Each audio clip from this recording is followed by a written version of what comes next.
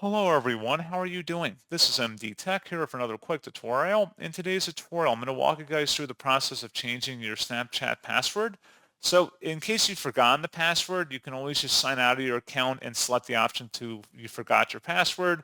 Enter in your email address or phone number linked to your account. It would send you a recovery link.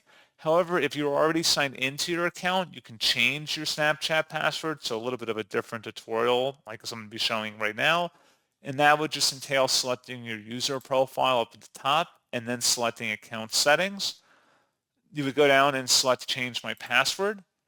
And then at this point, you enter in your current password and then the new password and then confirming the new password. Again, this method is assuming you didn't lose your password, which is what I discussed in the beginning. Just would go ahead and select forgot your password on the login screen, and then it would reset back to your email, and then you would be able to sign back in basically. So pretty straightforward process, guys. And as always, thank you for watching. I do hope that I was able to help you out, and I do look forward to catching you all in the next tutorial. Goodbye.